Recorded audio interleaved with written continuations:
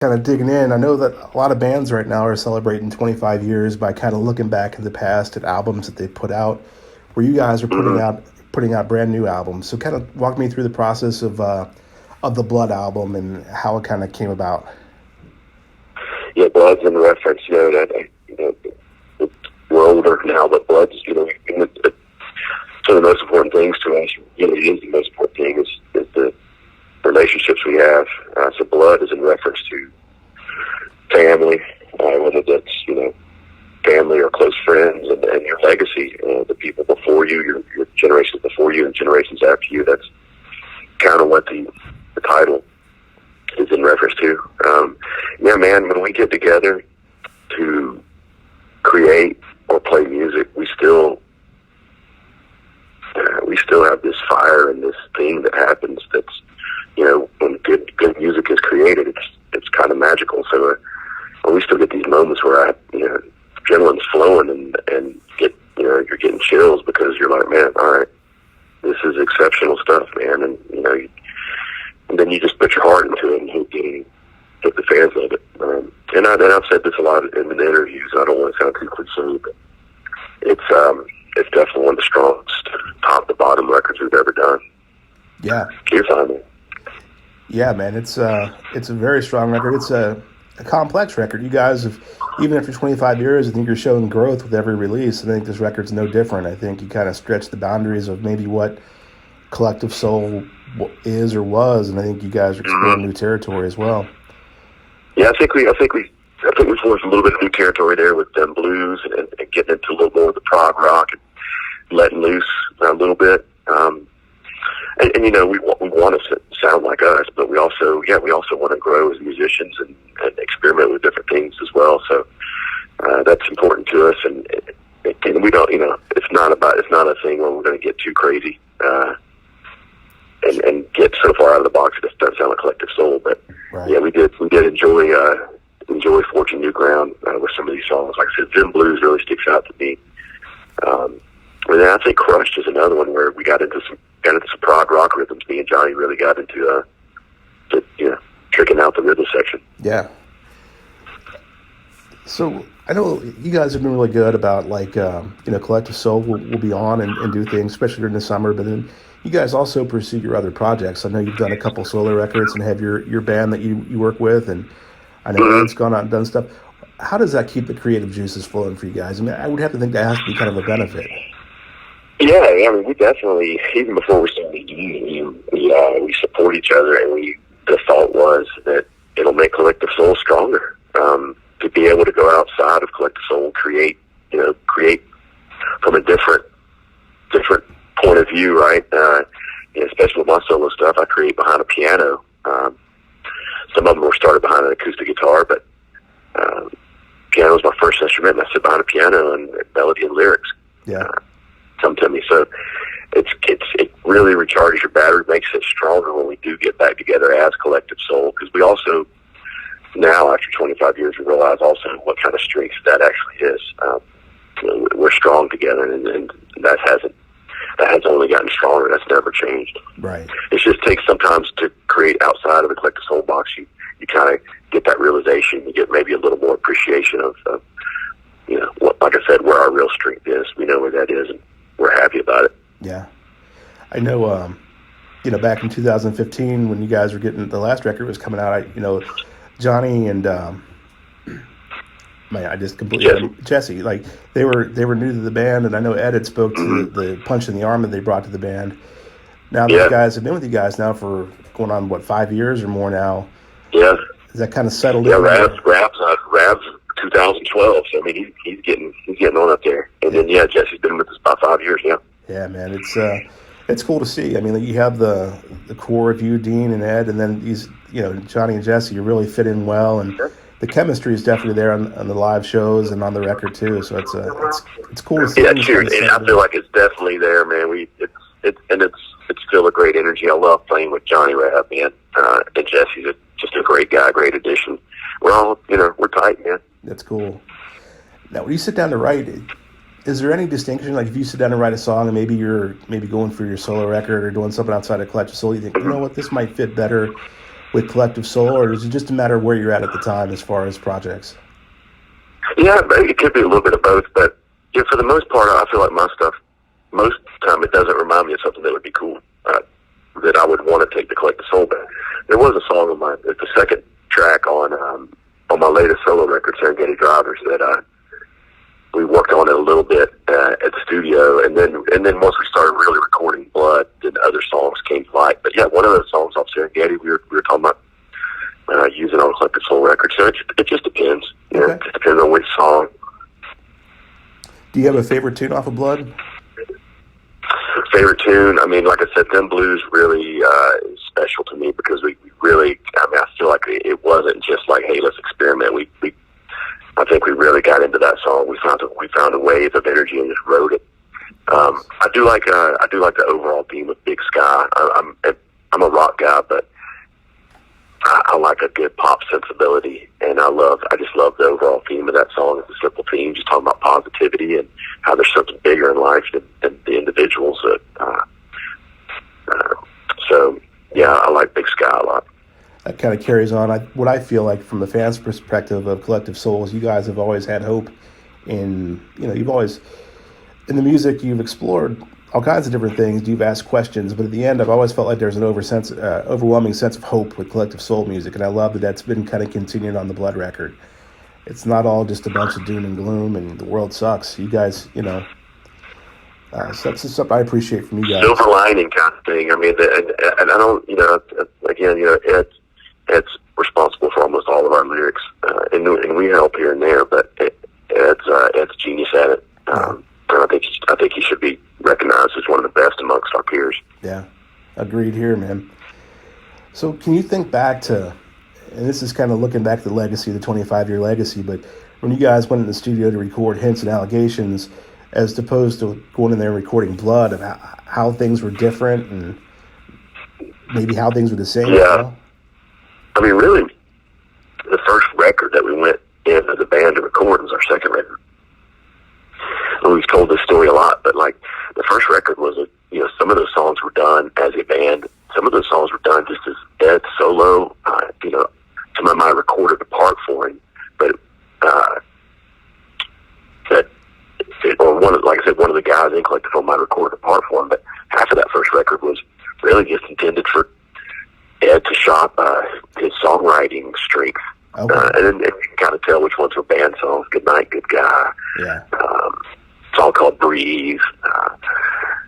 Love Lifted Me. Those were all band songs. So the first record was really a collection of stuff. And it ended up being the record because Shine got so big so quick that Atlantic Records was like, okay, put our stamp right here, and we're off and running. Yeah. So the first time we got to the studio to record a record as a band was really Miami at Criteria Studios for the second record. And the process has changed a whole lot. Yeah, I bet. We used to spend a lot more time. We can focus in on where we're going with things a lot quicker now. And I think we used to have to spend a lot of minutes on the technical side of how we're going to actually play the songs. Yeah. Now you don't even think about that. You're thinking about, because you're matured as a musician, now you're thinking about big picture stuff. You're not worried about playing a note at the right rhythm or the right fret. You're thinking about the energy and how can we pour emotion into this music, because that's really what we do. That's what people gravitate towards is the emotion, and that's what hooks in people. When they feel the emotion in the music, they can make them forget about whatever's going on in their life. It might bring back memories. It might be sad, might be happy, but that's the magic that people are attracted to, is the emotion. And now we're still talking technical stuff. We're still talking technical rhythms every now and then, but the most important thing we're trying to do is capture that emotion musically. I can't really describe how to do that. It's just kind of like open your ears, open your mind, open your heart, and just kind of try to catch some stuff that's magical out there. Nice. So you can get it on the hard drive. Gotcha. So, again, musically, you guys, your catalog, your 10th record now, and you've left a legacy with music is just awesome. But over those 25 years, I know that I can draw a few things. I remember watching you guys at Woodstock and seeing you guys open up for Van Halen, and you guys have had a lot of huge moments. Is there a moment that, or maybe a couple that stick out to you, like, wow, I can't believe we got to do that over the course of the 25 years? Yeah, Woodstock 94, we played 94 and 99, but 94 was pretty damn special considering that was our first year out. I was 22 years old, and there we were on that Friday night. It was a bunch of bands that were kind of new. It was us, Live, Blues Traveler,